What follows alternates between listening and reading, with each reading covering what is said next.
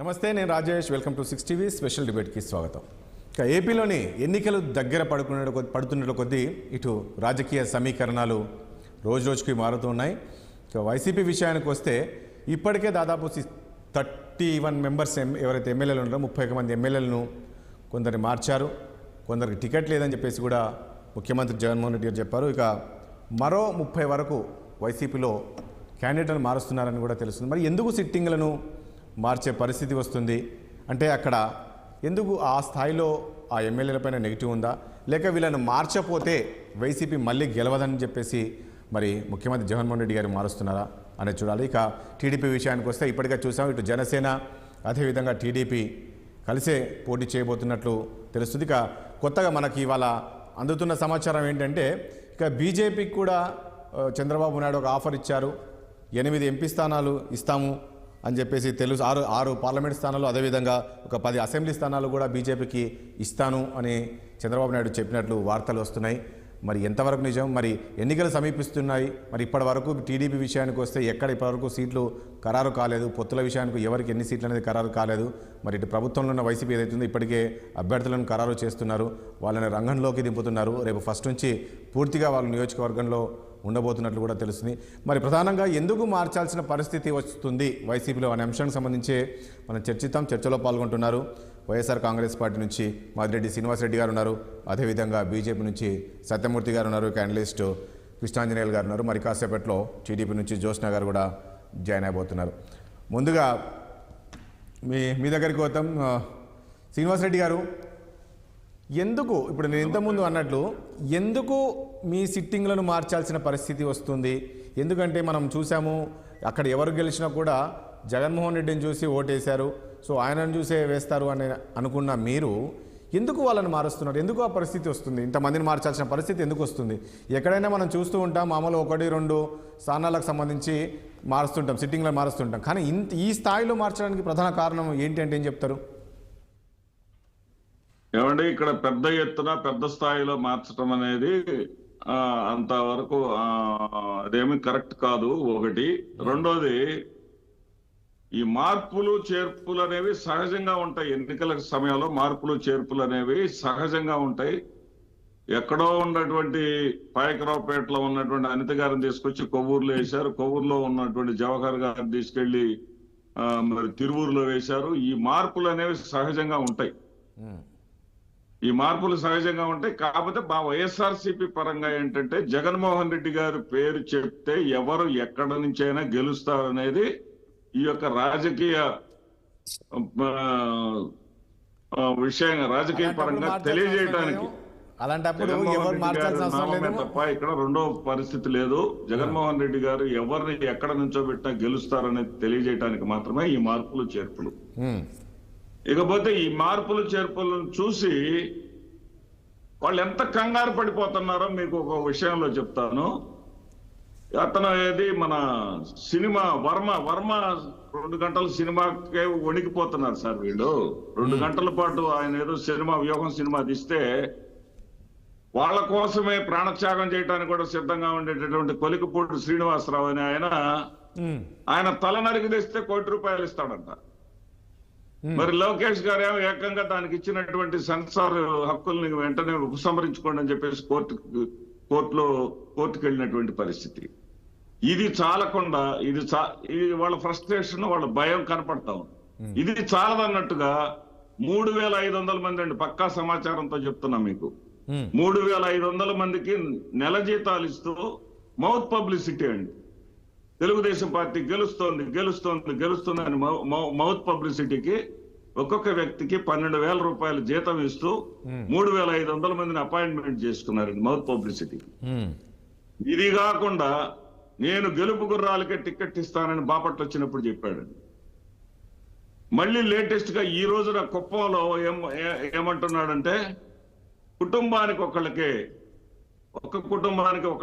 కాదు. విషయం ఏంటంటే ఒకటి, శ్రీనివాసరెడ్డి గారు, మీరు ఇప్పుడు మీరు ఏదైతే సిట్టింగ్ ఎమ్మెల్యేలు మార్చడానికి కారణం ఏంటంటే ఇక్కడ జనసేన, టీడీపీ, మరి బీజేపీ కూడా వీళ్ళందరూ కలిస్తే మాకు గెలుపు ఇబ్బంది అనే పరిస్థితి, దీంతో జగన్మోహన్ రెడ్డి భయపడ్డారు. కాబట్టి ఈ సిట్టింగ్లను మారుస్తున్నారు, కొత్త మొహాలను తీసుకొస్తున్నారు, కొత్త ఫేస్లను తీసుకొస్తున్నారు అనేది వీళ్ళు చెప్తున్నది.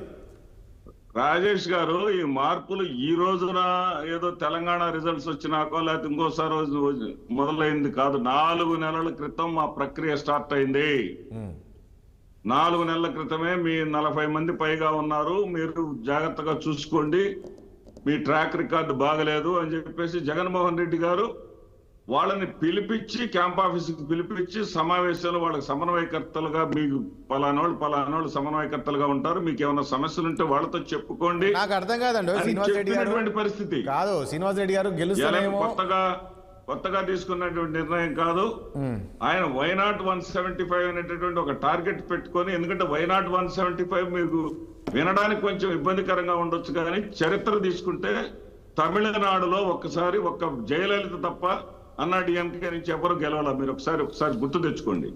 అదేవిధంగా 151 సీట్లు గెలిచిన మేము మరో 24 గెలవాలని ఒక ప్రయత్నం చేయటం పెద్ద తప్పు కాదు, పెద్ద చేతగాని తనం కాదు. అసలు 0 సీట్లు ఉన్నోళ్ళు మేము ముఖ్యమంత్రి అవుతామంటున్నారు, 23 సీట్లు ఉన్నోళ్ళు మాకు 100 చెప్తాం.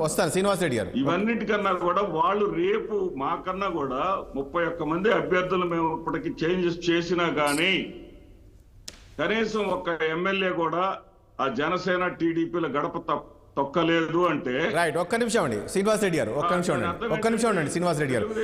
కృష్ణాంజనేయులు గారు బలహీనంగా ఉందో, ఒక్క నిమిషం, వైఎస్ఆర్సీపీ ఎంత బలంగా ఉందో అర్థమవుతుంది. Right, okay. కృష్ణాంజనేయులు గారు రాశారు ఒక వార్త ఏంటంటే కుటుంబానికి ఒక్కటే అని. ఆ కుటుంబానికి ఒకటి ఇవ్వమనండి, రేపు తెలుస్తుంది. రైట్ రైట్, మళ్ళీ వస్తాను. చంద్రబాబు నాయుడు కుటుంబంలో నలుగురు ఉన్నారు. జోష్నా గారు ఒక్క నిమిషం ప్లీజ్, ఒక్క నిమిషం. కృష్ణాంజనేయ ఒక్క నిమిషం. శ్రీనివాస్ రెడ్డి గారు ఒక్క నిమిషం. చంద్రబాబు నాయుడు గారు కొడుకు శ్రీనివాస్ రెడ్డి గారు మళ్ళీ వస్తాను మీ దగ్గరికి, ఒక్క నిమిషం ప్లీజ్. హలో, మళ్ళీ వస్తాను శ్రీనివాస్ రెడ్డి గారు, వెయిట్. యా జోష్నా గారు నా ఆడియో వినపడుతుందా? జోష్నా గారు నా ఆడియో వినపడుతుందా? వాయిస్ బ్రేక్ అవుతుందండి. యా జోష్నా గారు నా ఆడియో వినపడుతుందా? మీ వాయిస్ బ్రేక్ అవుతుంది, but yeah it is audible. Yeah okay. ఈరోజు మనం వైసీపీలో చూస్తూ ఉంటే సిట్టింగ్లను కొంతమందిని మార్చారు, కొంతమందిని చేర్పులు మార్పులు చేస్తూ ఉన్నారు. సో మొత్తానికి ఎలక్షన్స్కి ప్రిపేర్ అవుతున్నారు వైసీపీ. ఇప్పటికే అభ్యర్థులను అందరినీ కూడా దాదాపు ఎస్ ప్లీజ్ సార్ ఒకసారి చెక్ చేయరా? చెక్ చేయండి. కృష్ణాంజనేయులు గారు నా ఆడియో వినపడుతుందా మీకు? రాజేష్ గారు, యా కృష్ణాంజనేయులు ఓకే కదా? నా ఆడియో ఓకే కదా మీకు? ఓకే అండి, వినపడుతుంది. Right, okay. ఇప్పుడు నేను ఇంతకుముందు ఈ శ్రీనివాస్ రెడ్డిని అడిగినట్లు ఎందుకు వైసీపీలో ఇంతమందిని మార్చాల్సిన పరిస్థితి వస్తుందంటే ఏం చెప్తారు మీరు? రాజేష్ గారు నా మాట మీకు వినపడుతుందా? యా వినపడుతుంది, చెప్పండి. ఇప్పుడు శ్రీనివాస్ రెడ్డి గారు వాళ్ళ పార్టీకి సంబంధించినటువంటి మార్పు చేర్పుల మీద ఇవన్నీ కూడా మాట్లాడారు. వైఎస్ఆర్ కాంగ్రెస్ పార్టీ అధికారంలో ఉన్నటువంటి ఎవరైనా సరే జగన్మోహన్ రెడ్డి మొహం చూసి గెలుస్తారు, ఓట్లేస్తారు అనేటువంటి విషయాన్ని చెప్పారు.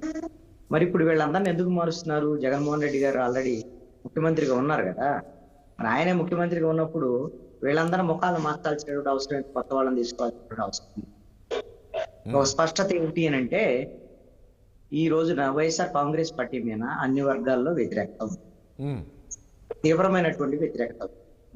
దీనికి అదనంగా ప్రతిపక్షాలు తెలుగుదేశము, జనసేన, ఈ రోజున బీజేపీ, ఈ మూడు కూడా కలిసి పోటీ చేయడానికి నిర్ణయించుకొని ప్రతిపక్షాలు బలంగా తయారవుతున్నటువంటి పరిస్థితుల్లో ఓడిపోతామనేటువంటి భయం, అన్ని వర్గాల నుంచి అసంతృప్తి, వ్యతిరేకత ఉన్నటువంటి ఈ సందర్భంలో ఏమైనా కొత్త వాళ్ళను మొఖాలను మారిస్తే, ఎమ్మెల్యేలు మొఖాలు మారి లేదా ఉన్న వాళ్ళని ఇక్కడ నుంచి ఇంకో చోట నుంచి ఇక్కడికి మార్చడం వల్ల ఏమైనా అవకాశం ఉంటుందేమో అనేటువంటి ఒక దింపుడు గల్ల ఆశ ఇది అంతా కూడా వైఎస్ఆర్ కాంగ్రెస్ పార్టీ. ఈ దింపుడు ఆశతో ఈ రోజున వైఎస్ఆర్ కాంగ్రెస్ పార్టీ ఈ అభ్యర్థుల్ని, ఎమ్మెల్యేకి సంబంధించినటువంటి అభ్యర్థులను మార్చేటువంటి ప్రయత్నం అయితే చేస్తుంది. అంటే వాళ్ళకి సంబంధించినటువంటి ఎమ్మెల్యేలు మరి మేము ఇంతమందికి ఇవ్వనన్నాం కదా, ఆల్రెడీ 11 మందిని ప్రకటించారు. ఈ మార్పు చేర్పుల మీద మాట్లాడిన దాని ప్రకారంగా చూస్తే శ్రీనివాస్ రెడ్డి గారు చెప్పే ప్రకారంగా 31 మంది వరకు ఇప్పుడు వరకు మార్పు చేర్పుల మీద జగన్మోహన్ రెడ్డి మాట్లాడారు. మరి ఇంకా 31 మంది వాళ్ళు మాట్లాడినా సరే ఎవరు కూడా తెలుగుదేశం జనసేనలోకి వెళ్ళనంటున్నారు కదా అని చెప్పేసి, వెళ్ళటం లేదు కదా అని చెప్పేసి అంటున్నారు. మరి చంద్రబాబు నాయుడు ఏమో ఆల్రెడీ వలసలు వచ్చేస్తానే, వలసలు పెద్ద ఫ్లో ఉంది, మేము ద్వారాలు తెరిస్తే మొత్తం కూడా వైసీపీ ఖాళీ అయింది అనేటువంటి విధంగా వాళ్ళు మాట్లాడారు. మరి జగన్మోహన్ రెడ్డి వీళ్ళకి సీట్లు ఇవ్వనన్నా కూడా వీళ్ళు మారకుండా మరి వాళ్ళందరినీ ఎదిరిస్తున్నారా, లేదు అని అంటే బతిమలాడుతున్నారా, లేకపోతే బుజ్జగిస్తున్నారా, రేపొద్దున మనదే ప్రభుత్వం వస్తుంది మీకేదో ఒక అవకాశాలు ఇస్తా అనేటువంటి నమ్మిస్తున్నారా, ఏం చేస్తున్నారు అనేటువంటిది తెలియదు.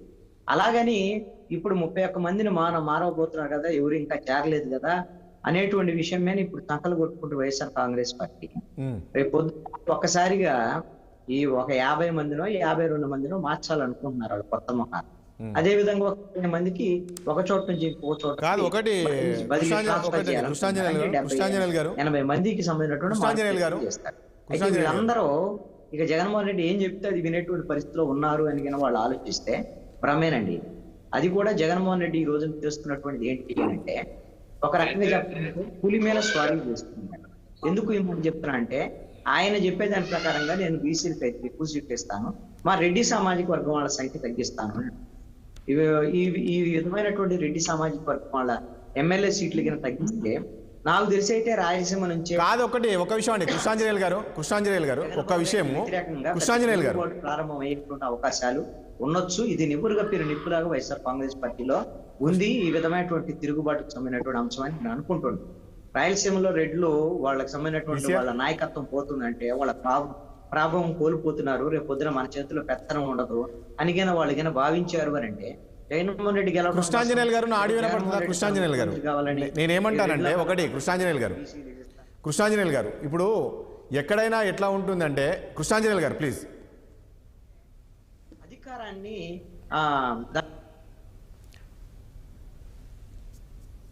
కృష్ణాంజనేయులు గారు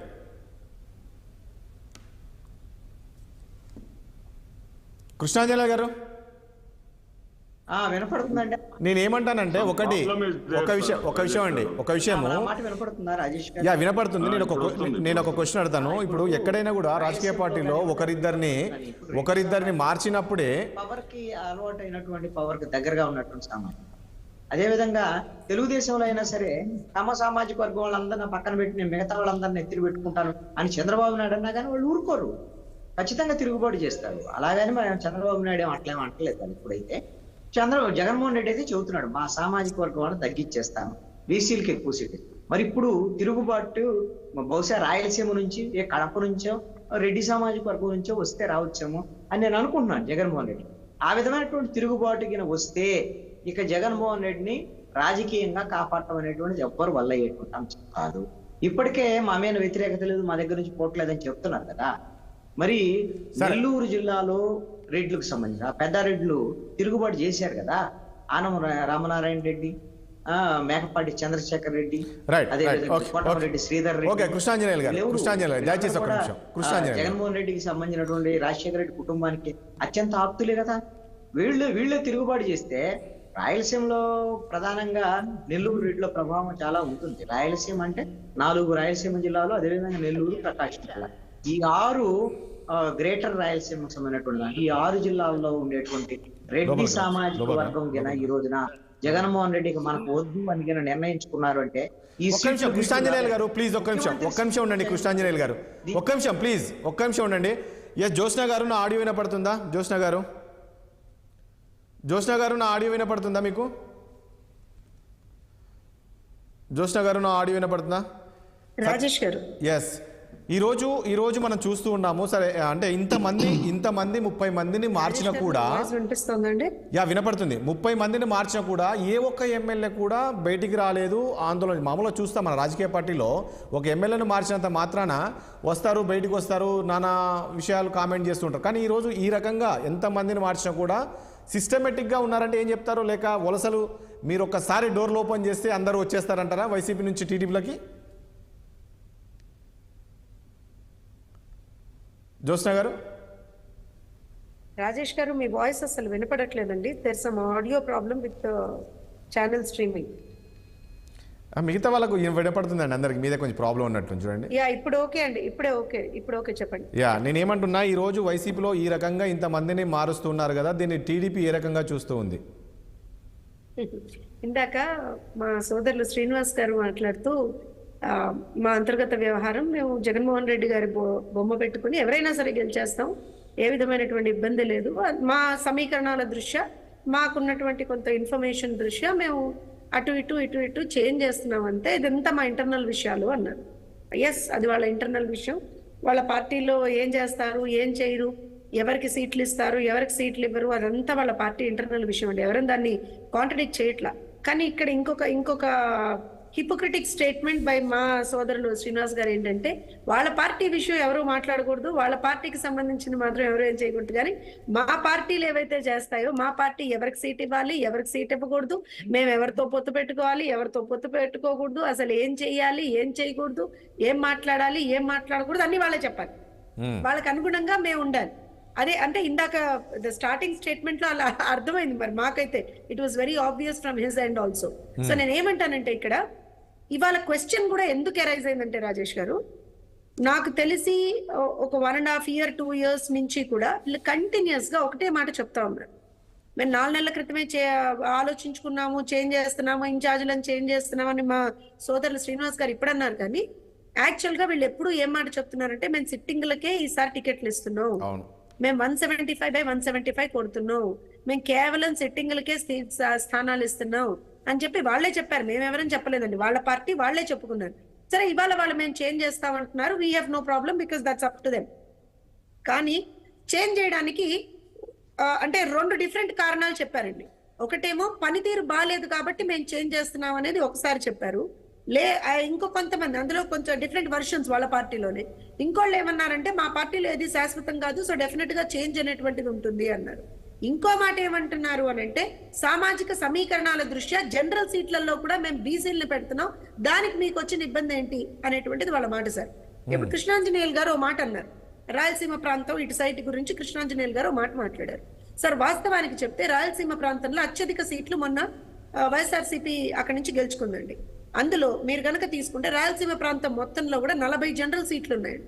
ఆ 40 జనరల్ సీట్లు ఇప్పుడు కడప ఇవన్నీ కలుపుకొని, సో ఆ 40 జనరల్ సీట్లలో 32 జనరల్ సీట్లు ఒకే సామాజిక వర్గానికి ఇచ్చారు. ఒకే సామాజిక వర్గానికి. ఇందా కృష్ణాంజనేయులు గారు రెఫర్ చేస్తున్నది అదే. యాక్చువల్ గా ఒకే సామాజిక వర్గానికి ఇచ్చారు వాళ్ళు. నేనేమంటానంటే, అది మీ బాస్టియన్ కదా. ఇప్పుడు పులివెందల్ లాంటి చోట్ల కూడా మీరు ఎవరిని పెట్టినా గెలిచేస్తారు కదా, సునాయాసంగా ఒక చిటికలో వాళ్ళు గెలిచేస్తారు కదా. సో అలాంటి కష్టతరమైనటువంటి ఏమైనా సీట్లు ఉంటే అక్కడ జగన్మోహన్ రెడ్డి గారు బొమ్మ పెట్టుకొని జగన్మోహన్ రెడ్డి గారు అక్కడ గెలిస్తే, అక్కడ పోటీ చేసి గెలిస్తే ప్రాబబ్లీ ఈ సులభతరమైనటువంటి ఈ సీట్లన్నీ కూడా మీరు బీసీ సోదరులకి, ఎస్సీ సోదరులకి, ఎస్టీ సోదరులకి ఇలాంటి ఎవరికన్నా ఇస్తే ప్రాబబ్లీ మీరు అనేటువంటి సామాజిక సమీకరణాలు, సామాజిక సమతుల్యత, వాటన్నిటికీ ఎంతో కొంత అర్థం ఉండేది. మొదటి పాయింట్ అని నేను అనుకుంటున్నానండి. అంటే బికాస్ వాళ్ళ రీజనింగ్ ఇచ్చారు కాబట్టి నేను ఆ మాట మాట్లాడుతున్నాను రాజేష్ గారు. కానీ జోష్నా గారు ఒక విషయము, రాజేష్ గారు ఇంకో మాట ఏమన్నారంటే, పనితీరు బాగాలేదు కాబట్టి మేము చేంజ్ చేస్తున్నాం అన్నారు. సార్, పనితీరు బాగాలేకపోతే చేంజ్ చేయడం అని అంటే, మరి నిజంగా కూడా అక్కడ ఉన్నటువంటి ప్రజలకి పథకాలు సరిగ్గా రాకపోవడము, వాళ్ళల్లో ఒక నెగటివిటీ అంటే ప్రభుత్వం మీద, అక్కడ ఉన్నటువంటి ప్రజాప్రతినిధి మీద ఒక కోపమో లేకపోతే ఒక నెగటివిటీ ఏదో ఉండి దాన్ని రిఫ్లెక్ట్ అవుతుంది కదండి ఓట్ల రూపంలో. అదే కదా పనితీరు బాగాలేకపోవడం అంటే వాళ్ళ దృష్టిలో. మరి అలాంటప్పుడు మొన్న జరిగినటువంటి ఎమ్మెల్సీ ఎన్నికల్లో పులివెందుల నుంచే వైఎస్ఆర్సీపీకి రావాల్సినటువంటి మెజారిటీ తగ్గి టీడీపీకి అక్కడ మెజారిటీ వచ్చిందండి. సో పులివెందుల ప్రాంతంలో ఉన్నటువంటి పులివెందుల అసెంబ్లీ కాన్స్టిట్యున్సీలో ఉన్నటువంటి ఎవరైతే క్యాండిడేట్ ఉన్నారో ఆయన పనితీరు కూడా బాగాలేదు కదండి. సో చేంజ్ చెయ్యాలి అని అనుకుంటే మీరు ఇలాంటివన్నీ చేంజ్ చేయకుండా, ఇప్పుడు ఫర్ ఎగ్జాంపుల్ తీసుకుందామండి, చాలా సందర్భాల్లో ఇప్పుడు విడుదల రజనీ గారి కాన్స్టిట్యున్సీ మేము చేంజ్ చేసాం అండ్ వేరే దగ్గర జోష్నా గారు ఒకటి ఏ కాన్స్టిట్యున్సీ నుంచి అయితే చేస్తున్నారో అక్కడ నిజంగా కూడా తనకు సంబంధించినటువంటి సామాజిక వర్గ బలం ఎక్కువగా ఉంది. So in what sense are they making all this అంటే నిజంగా కూడా ఇది అర్థం కాని విషయం అండ్ వాళ్ళకే అర్థమవుతుంది. మనం నిజంగా వాటి వేటి గురించి వీఆర్ నాట్ బాదర్డ్. నేనేమంటున్నా అంటే, మీరు ఇచ్చే రీజనింగ్ గురించి, ఆ రీజనింగ్ కూడా మీరు మమ్మల్ని టార్గెట్ చేస్తూ రీజనింగ్స్ ఇస్తున్నారు కాబట్టి అందుకే మేము ఇవాళ ప్రశ్నించాల్సి వచ్చింది, అందుకే మేము ఇవాళ మాట్లాడాల్సి వస్తుంది. ఇక్కడ అనుక్షణం కూడా అటు పవన్ కళ్యాణ్ గారిని కావచ్చు, చంద్రబాబు నాయుడు గారిని కావచ్చు, లోకేష్ గారిని కావచ్చు, ఇష్టారీతిన మాట్లాడుతూ, ఇష్టారీతిన ఈ టర్మ్ అయితే యూజ్ చేయాలండి, ఇష్టారీతిన మాట్లాడుతూ, అరే ఇవాళ ఒక విద్యా దీవెన సభకి వెళ్ళి కూడా అక్కడ కూడా మళ్ళీ పిల్లల ముందు కూడా మళ్ళీ పెళ్లిళ్ళ గురించి మాట్లాడుతున్నారు. ఎందుకు తీసుకొస్తున్నారు రాష్ట్రంలో? జోష్నా గారు ఒక విషయము, ఈ రోజు ఎవరైతే ఇంత మందిని మార్చారు అనేది నిజంగా కూడా గడిచి ఉండాలండి. ఎక్కడే రాజకీయ పార్టీలో మార్చాలంటే చాలా ధైర్యం చేయాలి. ఎందుకంటే మనం చూసాం ఒకరిద్దరు మారితేనే బయటకు వస్తారు, పార్టీ ఆఫీస్ మీద అధ్యక్షుని పైన దుమ్మెత్తి పోస్తూ ఉంటారు. సో ఇంతమందిని మార్చినా కూడా ఈరోజు సైలెంట్గా వాళ్ళు ఒప్పుకున్నారంటే దాన్ని ఏ రకంగా చూస్తుంది? రాజేష్ గారు మీరు గట్స్ అంటున్నారు, మేము భయం అంటున్నాం. దాని రిజల్ట్ ఏంటిది అనేటువంటిది రేపు జరిగే ఎన్నికల్లో చాలా క్లియర్ గా కనబడుతుంది. ఆ ఎన్నికల తర్వాత మళ్ళీ ఇదే ప్యానెల్ తోటి అటు కృష్ణాంజనేయులు గారు, మా శ్రీనివాస్ అన్నయ్య గారు, అలానే సతీమూర్తి అన్న గారు, నేను ఉన్నటువంటి ఒక ప్యానెల్ డిస్కషన్ పెట్టండి. ఆ రోజున గట్సా లేకపోతే భయమా మళ్ళీ మాట్లాడు. రైట్, ఒకసారి బీజేపీ దగ్గరికి వెళ్దాం. సత్యమూర్తి గారు ఏంటి కొత్తగా వార్త వినపడింది? ఈరోజు చంద్రబాబు నాయుడు కూడా ఒక ఆఫర్ ఇచ్చారు, టచ్లోకి వెళ్ళారు, బీజేపీ టచ్లోకి వెళ్ళారు. వాళ్ళకు కూడా దాదాపు 8 అసెంబ్లీ స్థానాలు, ఒక 6 పార్లమెంట్ స్థానాలు, 10 అసెంబ్లీ స్థానాలు ఇస్తాము అని చెప్పేసి ఒక చర్చ జరుగుతుంది. నిజమేనా, వాస్తవమేనది సత్యమూర్తి గారు? సార్ నమస్తే అండి. మీ ఆడియో కొంచెం ఎందుకో క్లారిటీ లేదు కంప్లీట్ గా. మీది మళ్ళా అడగండి. ఇప్పుడు వస్తుంది సత్యమూర్తి గారు, ఇప్పుడు వస్తుంది క్లారిటీ, ఇప్పుడు వస్తుంది సార్. మళ్ళీ అడగండి సార్ దయచేసి. సత్యమూర్తి గారు, ఇప్పుడు లేటెస్ట్ న్యూస్ ఏంటంటే చంద్రబాబు నాయుడు గారు బీజేపీ టచ్ లోకి వెళ్ళారు. పోయింది సార్, ఆడియో పోయింది. క్వశ్చన్ అడుగుతున్నప్పుడు వినపడట్లేదా? బీజేపీ టచ్ లోకి వెళ్ళారు. 6 పార్లమెంట్ స్థానాలు, 10 అసెంబ్లీ స్థానాలు బీజేపీకి ఇవ్వడానికి సిద్ధంగా ఉన్నారు చంద్రబాబు నాయుడు. సో బీజేపీ టచ్లోకి వెళ్ళారన్నారు. నిజమైన వాస్తవేనా? రేపు ఫ్యూచర్లో బీజేపీ, జనసేన, టీడీపీ కలిసి వెళ్ళే అవకాశం ఉంటుందా? ఇప్పుడు ఒక్క విషయం అండి, మీకు ముందుగా మీకు అలాగే శ్రీనివాస్ గారికి, అలాగే జోసన గారికి, మన కృష్ణాంజనేయులు గారికి, మిత్రులు అందరికీ కూడా నమస్కారాలు తెలుపుతూ, ఇవన్నీ కూడా ఊహాగానాలండి. ఎక్కడ నుంచి కన్ఫర్మేషన్ లేనటువంటి వార్తలు చాలా రోజుల నుంచి చూస్తూనే ఉన్నాం. ఒక ఆయన 10 పార్లమెంట్ అంటాడు, ఒక ఆయన 8 అంటారు, 6 అంటారు, ఏవో రకరకాలు వస్తూ ఉంటాయి. ఇప్పుడు ఇవన్నీ కూడా మా అధిష్టానం నుంచి కన్ఫర్మేషన్ వస్తే తప్ప ఏం చెప్పేటువంటి పరిస్థితి లేదు. కాబట్టి వీటిని పూర్తి సత్యమూర్తి గారు, అసలు ఏంటి ఈసారి కొన్ని వాస్తవాలు మనం మాట్లాడుకుందాం సార్. ఇక్కడ ప్రజల్లో వైఎస్ఆర్ పార్టీ పట్ల వ్యతిరేకత పెరుగుతుందన్న విషయం అది సత్యం, అది అందరూ ఒప్పుకునేవలసిన విషయం. అందరూ కూడా ఇంక్లూడింగ్ శ్రీనివాస్ గారు కూడా చెప్పలేకపోవచ్చు మీడియా ముఖంగా, కానీ వాస్తవం అది. అయితే ఈ క్యాండిడేట్లు మార్చడం అనేది పూర్తిగా వాళ్ళ అంతర్గత వ్యవహారం అండి. వాళ్ళకు పూర్తి స్వేచ్ఛ ఉంటుంది, ఎవరు గెలుపు గుర్రాలు ఉంటారు. అలాగే సామాజిక వర్గాలకు ఇచ్చేటువంటి ఒక ఈ సమీకరణాల్లో కూడా కొన్ని భాగంగా చేసుకుంటారు. దాన్ని మనం ఇష్యూ చేయాల్సిన అవసరం లేదని నా ఉద్దేశం, నా అభిప్రాయం. ఎందుకంటే అన్ని పార్టీలు చేస్తాయి, ఇది ప్రతి పార్టీ కూడా చేస్తుంది. అభ్యర్థులు మార్చడం కానీ, లేకపోతే ఇంకొకరిని పెట్టడం కానీ. ఇప్పుడు ఇందాక శ్రీనివాస్ గారు చెప్పినట్టుగా తెలుగుదేశం పార్టీ కూడా అంతకుముందు చేసింది కదా. 1, 2, 36 పక్కకి పెడితే అభ్యర్థుల్ని మార్చడం, ఒకళ్ళని ఇంకో చోట పెట్టడం, తీసుకురావడం అనేది చేస్తూ ఉంటారు ఈ ప్రయోగాలని. సో దాన్ని పక్కకి పెట్టి మనం వాళ్ళ కనుక. కానీ ఒకటి సత్యమూర్తి గారు, నాకు ఒక విషయం చెప్పండి. ఓ వైపు చూస్తున్నాము, అధికార వైసీపీ ఏదైతే ఉందో ఇప్పటికే ఎన్నికలకు సిద్ధమైపోయింది, అభ్యర్థులను కొందరిని కొత్త వాళ్ళని మారుస్తూ ఉన్నారు. సో ఇక టీడీపీ కూడా ఆ స్థాయిలో వెళ్తుంది. బీజేపీ ఏంది అసలు నెక్స్ట్ ఏం చేయబోతుంది? ఇప్పటి వరకు మీ అభ్యర్థులు ఏంటి? ఎన్నికల్లో మీరు రాబోయే రోజుల్లో ఎన్నికలు రాబోతున్నాయి, ఎలా ఉండబోతుంది? ఏపీలో మీ స్ట్రాటజీ ఎలా ఉండబోతుంది? అసలు అభ్యర్థులు లేక మీరేమో జనసేనతో ఉన్నారు, జనసేన ఏమో టీడీపీ వైపు ఉంది, మీరు ఎటువైపు ఉంటున్నారు? మీతో జనసేన ఉంటుందా, లేక ముగ్గురు కలిసి మీరు పోటీ చేయబోతున్నారా? ఎలా ఉండే అవకాశం ఉంటుంది రాబోయే రోజుల్లో ఎన్నికల్లో? నా వ్యక్తిగత ఉద్దేశం ప్రకారం ఫిబ్రవరికి కానీ క్లారిటీ రాదండి. మనకి ఏదైతే బడ్జెట్ సమావేశాలు ఉన్నాయో అవి అయ్యే వరకు కానీ ఈ క్లారిటీ రాదు. అంతవరకు కూడా మీడియా వాళ్ళు ఓహల్కి వదిలేస్తూ మా అధిష్టాన వర్గం ఎప్పుడు మా కేంద్ర పార్టీ నిర్ణయం అనేది సరైన సమయంలో సరైన నిర్ణయం తీసుకుంటుందని మాకు ఒక విశ్వాసం ఎప్పుడు కూడా మొదటి నుంచి. పార్టీ గురించి ఖచ్చితంగా ఆలోచిస్తారు, పార్టీ పరిస్థితి ఏంటని. అయితే వీటన్నిటితో నిమిత్తం లేకుండా మా అధ్యక్షురాలు పురంధేశ్వరి గారు ఒక విరామం ఎరగకుండా ఆవిడ తిరుగుతున్నారు మొత్తం రాష్ట్రం అంతా. మీరు చూస్తున్నారు, మొత్తం అన్ని జిల్లాలు కూడా టూర్ చేశారు.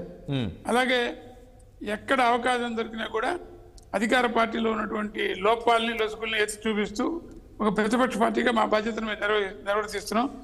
అలాగే మేడం చెప్పినట్టుగా జనసేన పార్టీ, బీజేపీ పొత్తులో ఉన్నాయన్నది ఇప్పుడు ఉన్నటువంటి విషయం. అయితే బీజేపీ తెలుగుదేశంతో, జనసేనతో కలిసి వెడుతుందా అన్నదాన్ని కేంద్ర పార్టీ నిర్ణయిస్తుందని చెప్పి చాలా క్లియర్గా చెప్పారు మేడం.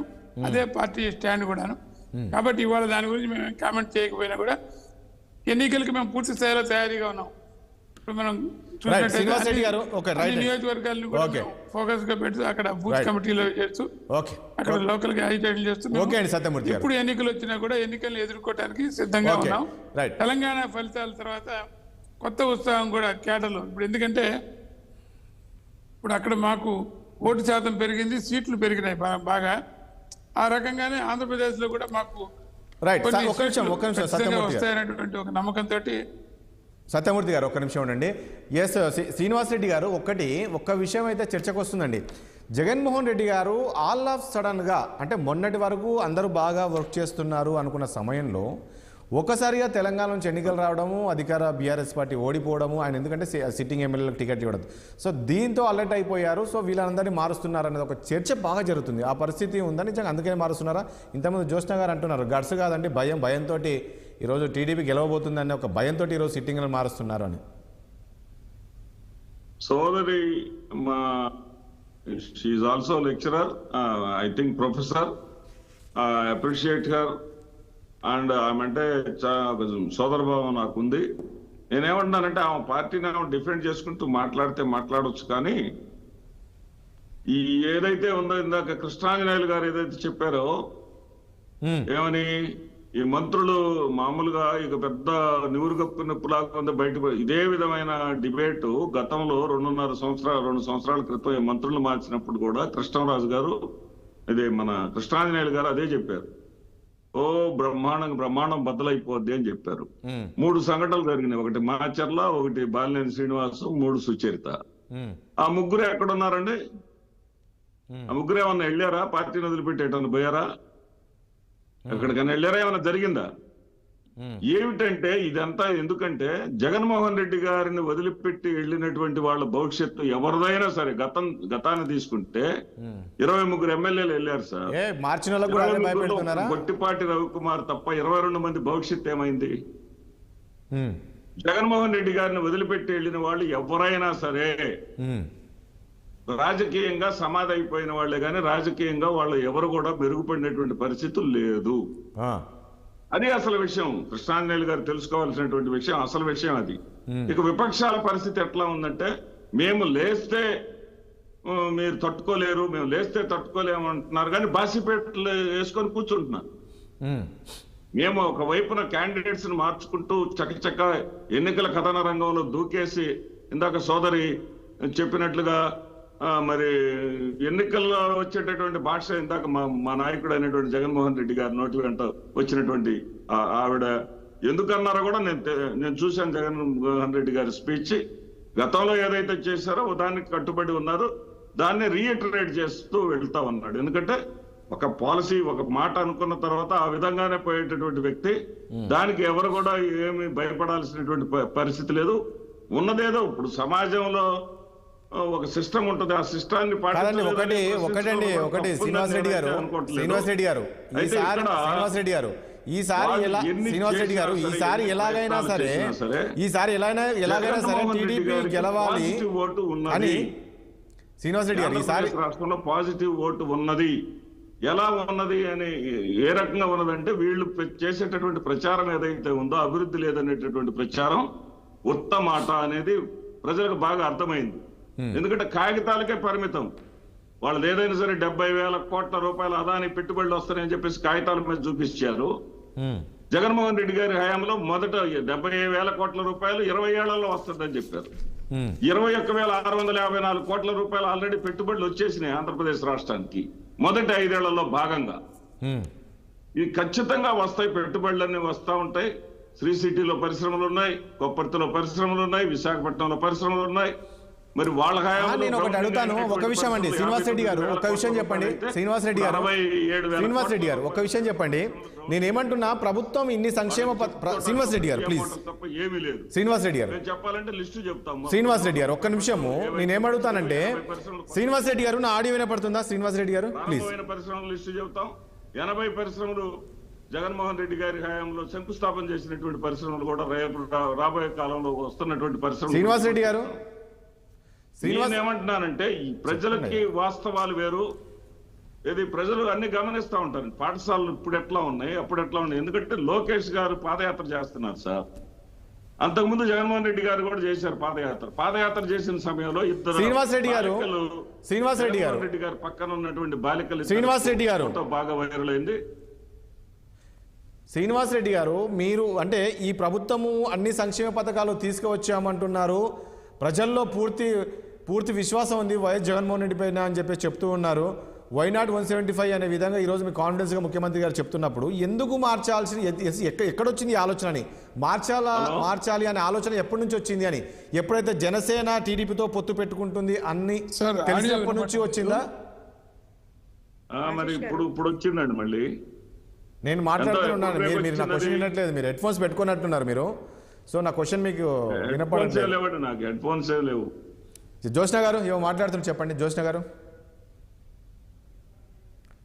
ఎప్పుడు వచ్చిందో బ్రేక్ తెలియదు, ఏదో సమ్ టెక్నికల్ ప్రాబ్లమ్. జ్యోత్స్న గారు 60 ఎప్పుడు చాలా బాగానే ఉంటుంది. మరి జ్యోత్స్న గారు ఒక బ్రేక్ తీసుకుందాం. ఒక బ్రేక్ తీసుకున్నాం. బ్రేక్ తర్వాత ఈ అంశానికి సంబంధించి చర్చ కంటిన్యూ చేద్దాం.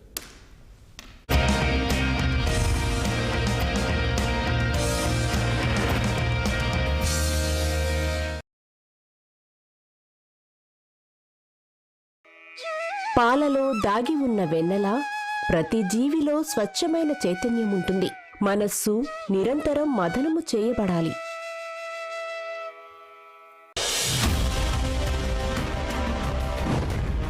ఏపీలో హీటెక్కిన politics. Why AP needs Jagan అని చెప్పే ఈ కార్యక్రమం ఎన్నికలకు ముందే పార్టీల పొత్తులు, ఎత్తులు. జగన్ని ఇంటికి పంపించేస్తుంది. రైతును ఆదుకునే బాధ్యత తెలుగుదేశం పార్టీ తీసుకుంటాం.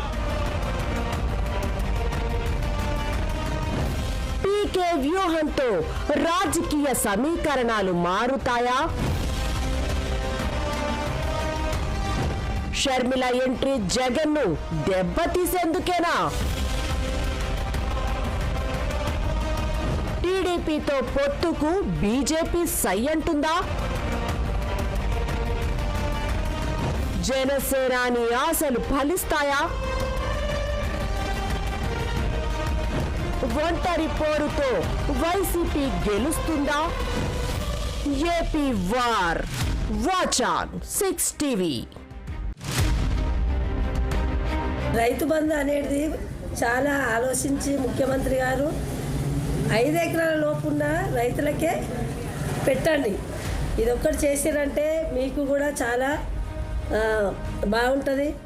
ఈ రైతులు, చిన్నకారు రైతులు కూడా చాలా సంతోషపడతారు. దున్నూరికి రైతు బంధు చేయాలని అడ్డగోలు భూములకు ఇచ్చి నష్టపోయేది ఎందుకు? వరిలకు, వంపులకు, పడా ఉన్న భూములకు పైసలు తీసుకుంటారు, దున్నేటోళ్ళకి పైసలు అంతలేదు. సరిగ్గా 5 ఎకరాల భూమికి ఇవ్వాలి. 1000 ఎకరాలకు ఇచ్చిన వాళ్ళకు అంతా ఇచ్చిరు మీద అప్ల పాలు చేసారు సార్ తెలంగాణని.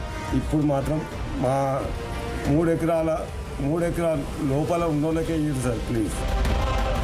రైతు బంధు 5 ఎకరాల లోపు ఉన్నవారికి ఇస్తే గవర్నమెంట్ మంచి పరిపాలన చేస్తుంది. ఎక్కువ ఇస్తే కాంగ్రెస్ ప్రభుత్వం అప్పుల పాలవుతుందని. రైతు బంధు వస్తుంది, ఇప్పుడు కూడా కాంగ్రెస్ ప్రభుత్వం ఇవ్వాలని మేము కోరుకుంటున్నాము. ఒక 10 ఎకరాల ఉన్న వాళ్ళకి ఇవ్వాలి, 100 ఎకరాల వాళ్ళకి కూడా ఒక 10 ఎకరాల వాళ్ళకి ఇచ్చి మిగతా ఆపుకుంటే బాగుంటుందని మేము అనుకుంటున్నాము. మీరు ఎట్లా ఆలోచన చేస్తారో ఈ కాంగ్రెస్ ప్రభుత్వం చేయాలి. సమస్య చెప్పుకుందామని వస్తే కొత్త సమస్య ఎదురైంది. భార్యతో కలిసి ప్రజావానికి వచ్చిన భర్త వెంకటయ్య ప్రజావాణి తరువాత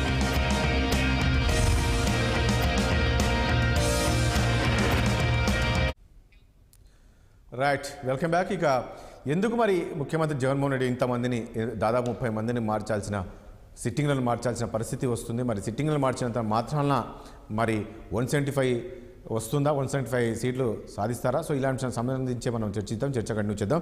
జ్యోత్స్న గారు మీరేమో చెప్తూ ఉన్నారు. జ్యోత్స్న గారు, ఇందాక మా సోదరులు శ్రీనివాస్ గారు మాట్లాడుతూ అసలు అంటే ఎందుకో సత్యదూరమైనటువంటి మాటలు ఏమో అనిపించాయి నాకు. ఎందుకనంటే ఇవాళ రోజున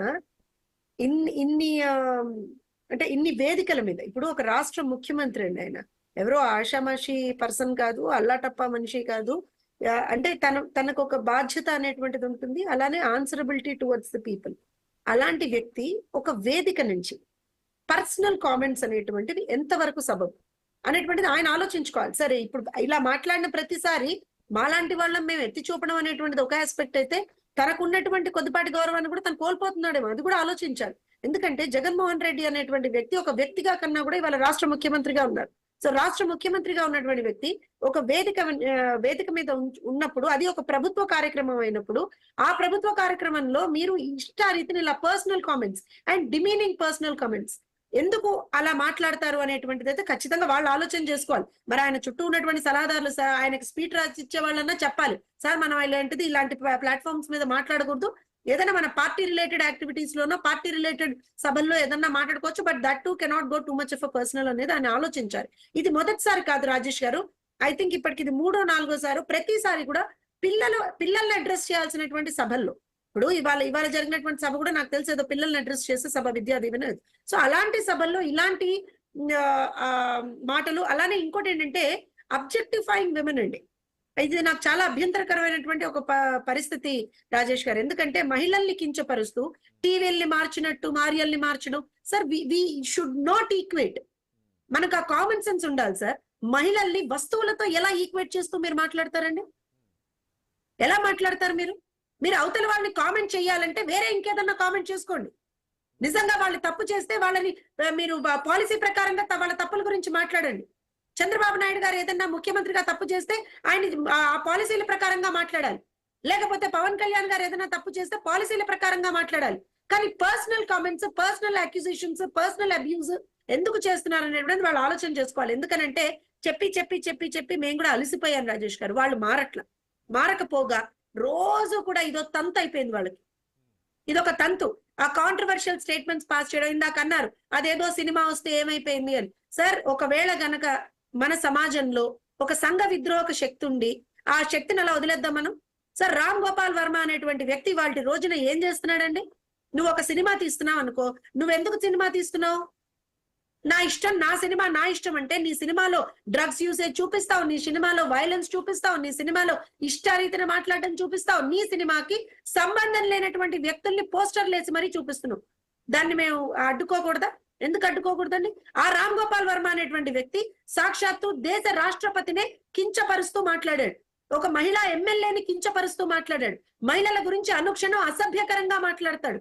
అలానే సాక్షాత్తు ప్రైమ్ మినిస్టర్లుగా ఉన్నటువంటి వ్యక్తులు కించపరుస్తూ మాట్లాడారు. ఇవాళ ఒక సీజన్డ్ పొలిటీషియన్, ఒక 40 సంవత్సరాల పొలిటీషియన్ గా ఉన్నటువంటి నారా చంద్రబాబు నాయుడు గారి గురించి కావచ్చు, లోకేష్ గారి గురించి కావచ్చు, పవన్ కళ్యాణ్ గారి గురించి కావచ్చు, ఇష్టారీతిన పోస్టర్లు వేసి మరి చేస్తుంటే వదిలేద్దామా?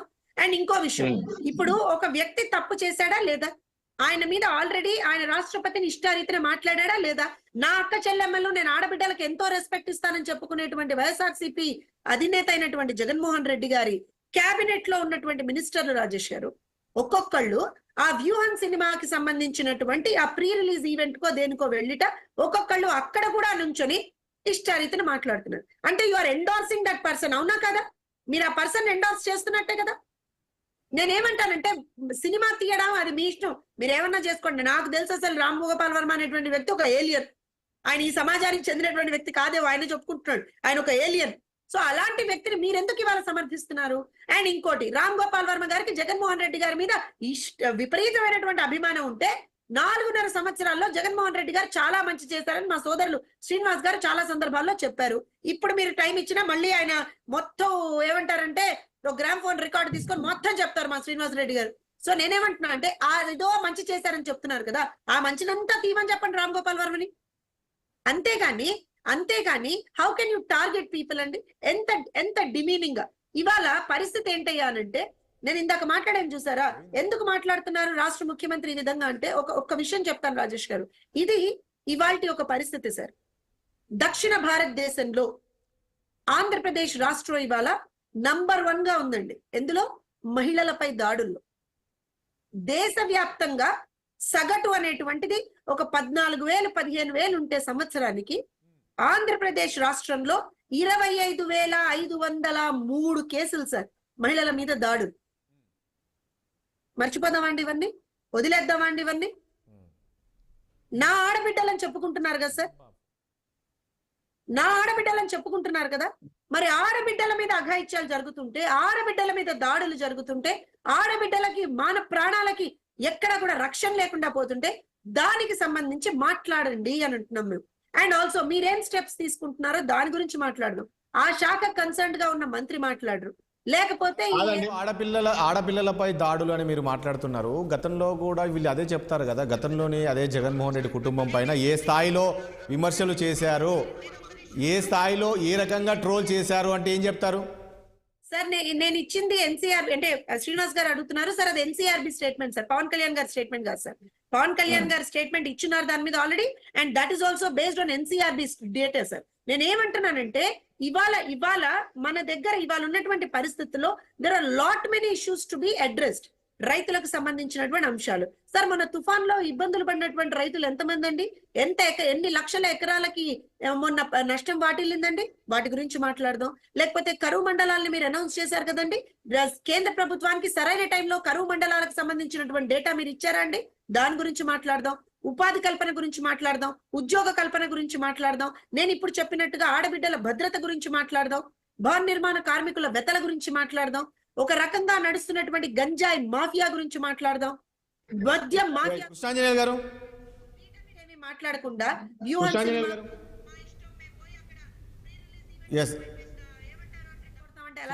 చెప్తున్నారు. చెప్పండి శ్రీనివాస్ రెడ్డి గారు. సరే, కృష్ణాంజనేయులు గారు మాట్లాడినాక చెప్తానండి. కృష్ణాంజనేయులు గారు మాట్లాడండి. కృష్ణాంజనేయులు గారు. రాజేష్ గారు నా మాట వినపడుతుందా?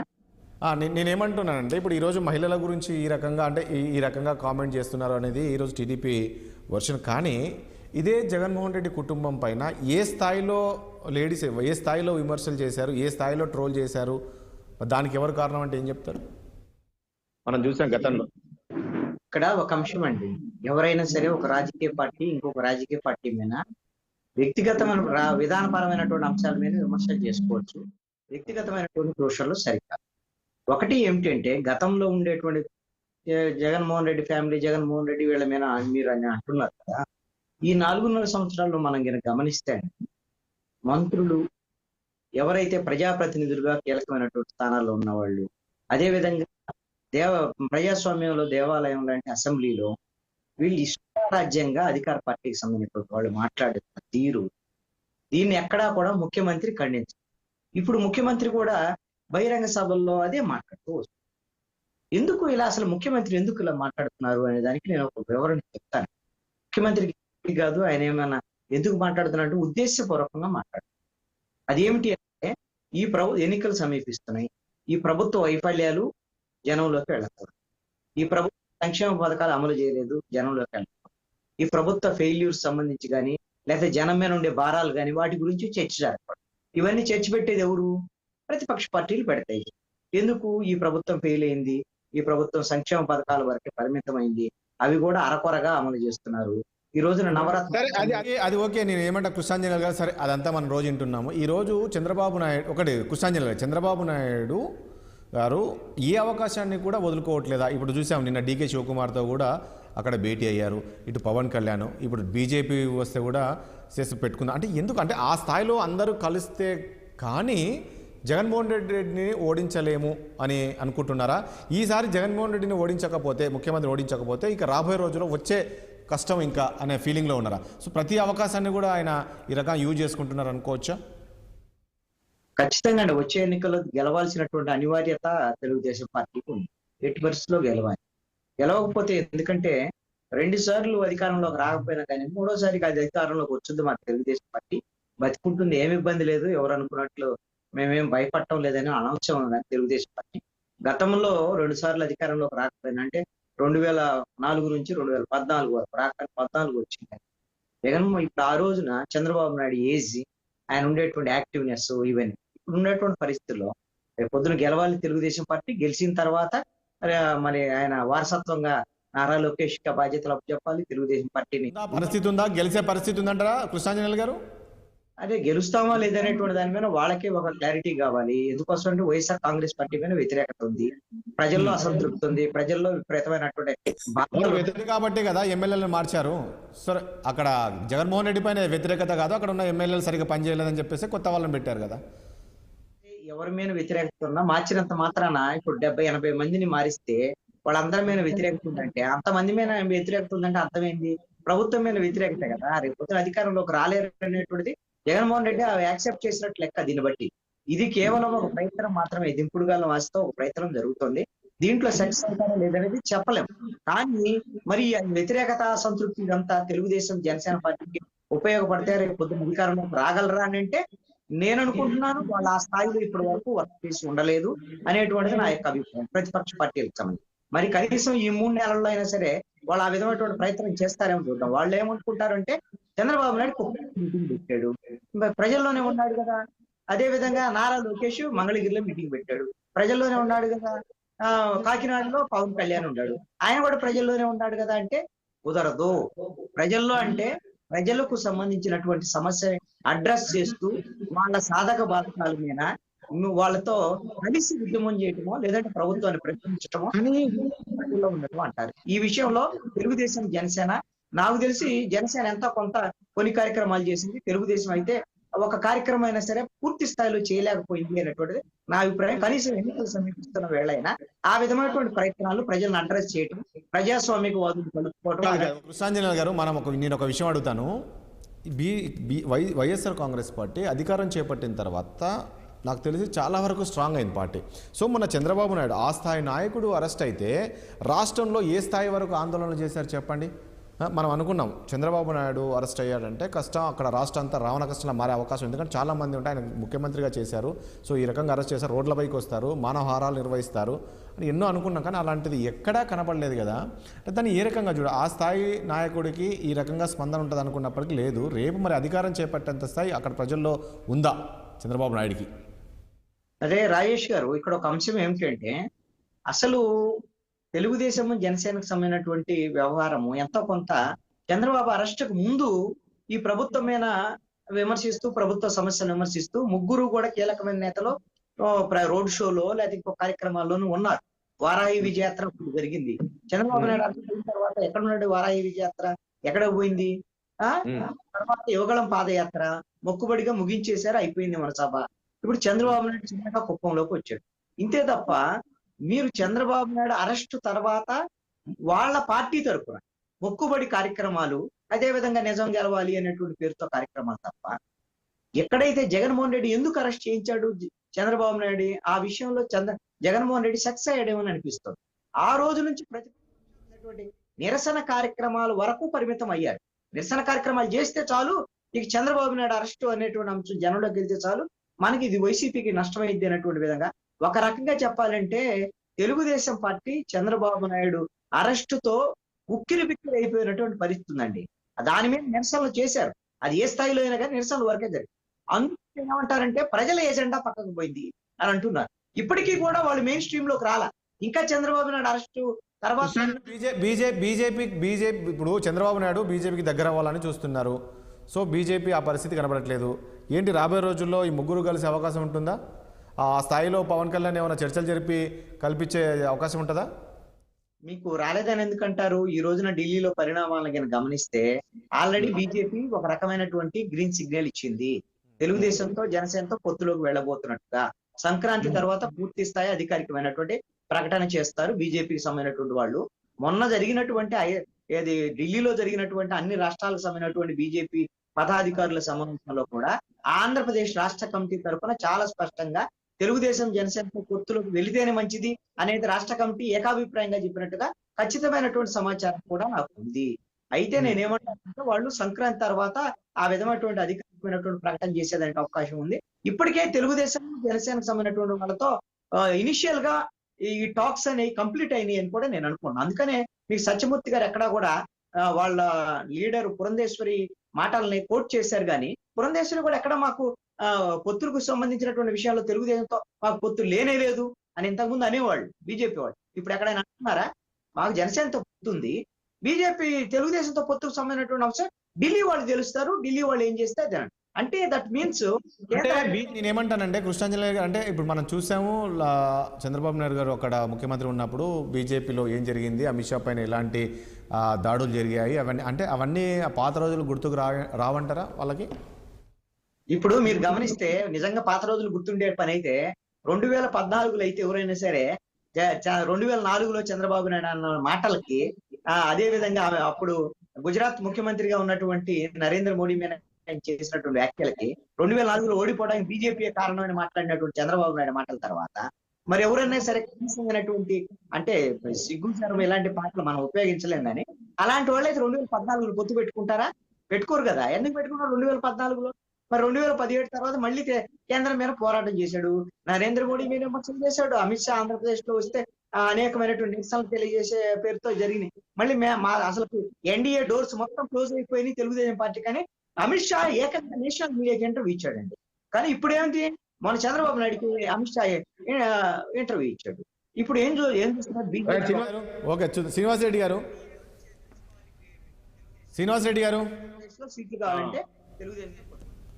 శ్రీనివాస్ రెడ్డి గారు నా ఆడియో వినపడుతుందా? శ్రీనివాస్ రెడ్డి గారు వినపడుతుంది. రాజేష్ గారు నా వాయిస్ వినపడుతుందా మీకు? చూసు కదా, వైపు టీడీపీ, మరోవైపు జనసేన, బీజేపీ, ఈ రకంగా ఇక రేపు జేడీ లక్ష్మారాయణ కూడా ఒక పార్టీ పెట్టారు. సో వీళ్ళందరూ కూడా కలిసి అవకాశం కనబడుతుంది. చంద్రబాబు మన జగన్మోహన్ రెడ్డిని ఎట్లాగూ గద్దె ఎలాగైనా సరే గద్దె దించాలనే ఒక ఆలోచనతో ఉన్నట్టున్నారు. ఏంటి ఎలా ముందుకు వెళ్ళబోతున్నారు? అందుకనే భయపడే ఈరోజు ఎమ్మెల్యేలను మారుస్తున్నారు అంటున్నారు. ఎమ్మెల్యేలను మార్చేంత మాత్రాల మళ్ళీ మీకు అధికారం చేపట్టే అవకాశం ఉంటుందా? ఫైనల్గా సమయం లేదు, ప్లీజ్. ముందుగా సోదరి జ్యోత్స్న గారు చేసినటువంటి మా ముఖ్యమంత్రి గారి మీద జ్యోత్స్న గారు చేసినటువంటి ఆరోపణకి నేను సమాధానం ఇవ్వాలండి.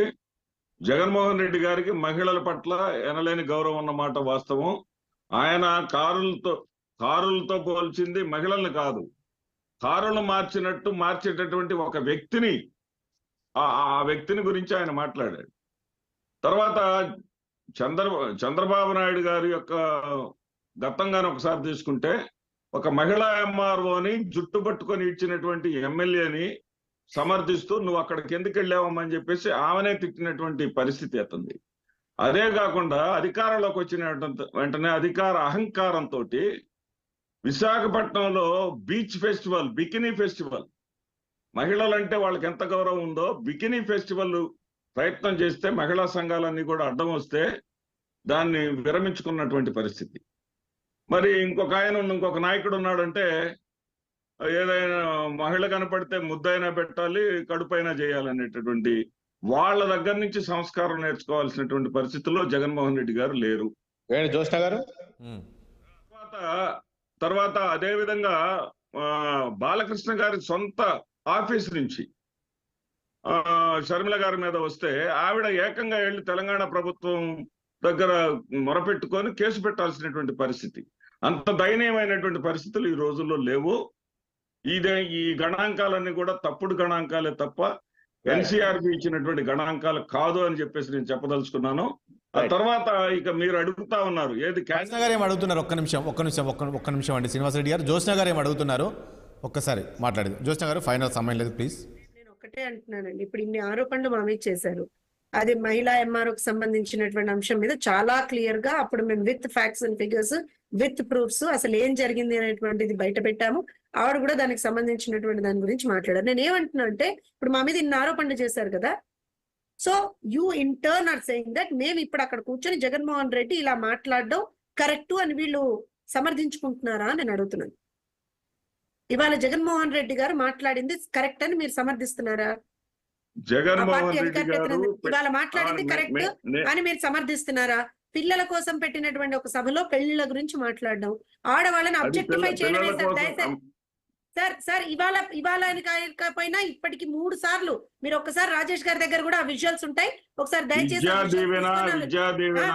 వినండి sir. Not for the children, Vidyadeevena belongs to college students. College students వాళ్ళ ముందర మీరు ఇలా మాట్లాడొచ్చా?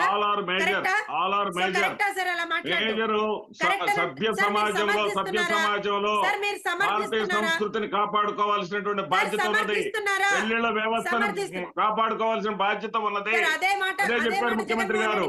పెళ్లిళ్ల వ్యవస్థను గౌరవించుకోవాల్సినటువంటి అవసరాన్ని. టైం లేదు పోన్లే సార్, టైం లేదండి జ్యోత్స్న గారు, టైం లేదు, చూద్దాం ప్లీజ్. రైట్ శ్రీనివాస్ రెడ్డి గారు చూద్దాం, టైం లేదండి. ఎస్ ఓకే థ్యాంక్ యూ అండి శ్రీనివాస్ రెడ్డి గారికి అండ్ జ్యోత్స్న గారికి అండ్ కృష్ణాంజనేయులు గారికి సత్యమూర్తి గారికి చర్చలో పాల్గొన్నందుకు మీ అందరికీ కూడా ధన్యవాదాలండి. చూసాం కదా మొత్తానికి ఏదైతే వైసీపీలో నేను చెప్పినట్లు ఏదైతే ఎన్నికలు సమీపిస్తుండడం కొద్దీ రాజకీయ సమీకరణాలు అయితే మారుతున్నాయి. మరి ఇప్పటికే 31 మందిని అయితే వైసీపీ సిట్టింగ్ ఎమ్మెల్యేలను మార్చారు. మరి మరికొంతమందిని కూడా ముఖ్యమంత్రి జగన్మోహన్ రెడ్డి మార్చబోతున్నారని తెలుస్తుంది. మరి మార్చినంత మాత్రంలో మార్పు వస్తుందా, మరి ప్రజల్లో ఉన్న వ్యతిరేకత పోతుందా? సో ఇలాంటి అంశాలను కూడా రాబోయే రోజులు చూడాల్సి ఉంటుంది. ఇది వాళ్ళ చర్చ. రేపు మళ్ళీ కలుద్దాం. చూస్తున్న 60 సామాన్యుడి అలప్రాణం.